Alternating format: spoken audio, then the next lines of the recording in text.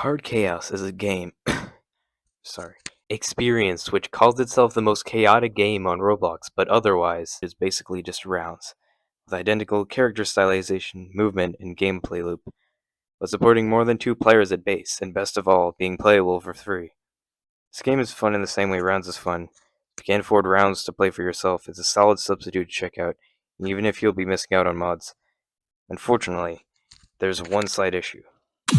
I'm evil game critic, so I must immediately stop praising the game and instead bully the developers, while complaining about every aspect of how the game is flawed, an act which will definitely have no consequences, particularly regarding the hypocritically similar application of a rounds character in my own game. So, we'll start off by looking at some of the cards. They're the main mechanic of the game after all. I'm going to draw a lot of comparisons to rounds modded cards. They're a nice perspective to learn from for what is good and, unfortunately in most cases, bad about a custom card. Now don't get me wrong, I don't mean to say that rounds is some perfection of balance. Row exists after all.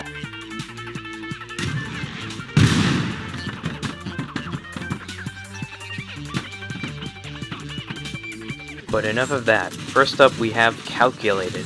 This is a good example of an unfortunately common trope of bad rounds modded cards, where a couple stats are thrown onto the card and then it's given a vanity, which is vaguely related to what it does. So for the common card, which makes your bullets bounce once, it's called Calculated, because you can calculate your singular rebound. Though most people aren't going to do that, they'll just use the aimless, which would be fine, but because of that name it was given, get this, a calculator for the icon. Why? Another example, the common healing card is Hydrogen. Hydrogen. Really? This is the most creative thing you could come up with. Hydrogen. What does that have to do with healing at all?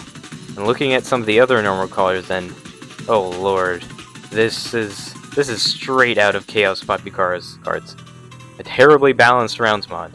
That's quite literally, when you jump, you get some damage. Put simply, why? What is the point of this card?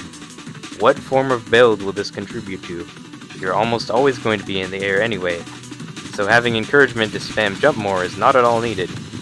This card could have been something like gaining the boost near the apex of the jump, or anything where there is a window to fire which isn't the majority of your time in a round. And plus, you can just hug a wall, and you'll still get the boost. This one is quite a notable poorly designed card. The stat changes are hidden, so it was already worrying enough, and then I got one-shot by one of my opponents. Multiple times. Great! Real gun, am I right?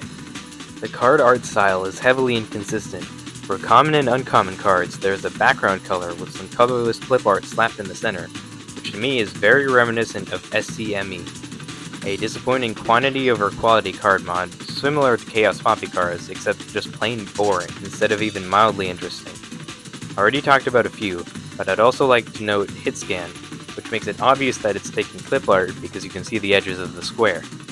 Actual card art is relegated to the rare and legendary cards, which is disappointing because they tend to make up the only cards which genuinely feel unique, and this makes a big difference to rounds. Card Chaos cards tend to be plain and quite forgettable, not only with the boring illustration on the common cards, but that they either cause massive changes to your setup or provide tiny, barely noticeable upsides that don't particularly make the cards rememberable. The cards in this game are either completely unbalanced or unnotable at all, and often both. I've said enough for cards though, so let's move on. The block cooldown is incredibly low, whereas in rounds your block felt like an important tool because if you whiffed it, you were left vulnerable for a bit until it came back. In Card Chaos, it's easily spammable unless you get a block effect card that gives an extreme up to that block cooldown. I'd say the need for those heavy nerfs are a direct result of the base cooldown being so low in the first place. It's about half of the cooldown in rounds, so you can essentially block twice as much as you should be able to. Visually, the slow audio and visual effects when you block are somewhat unfitting. For rounds had a forceful punching sound, instead there's this mild spellcast, which makes sense for the dash card, but not really without it. Considering the shoot sounds are taken directly out of rounds, and the overall character style is identical, it's a bit strange that the block differs so greatly. There's all sorts of other oddities of visual choices, such as these explosive barrels being time bombs somehow. Notably more annoying one though is the glowy flat design being paired with a non-exact isometric camera. That makes it so you'll be meeting with the wall in the middle of it rather than where you might think you should be visually.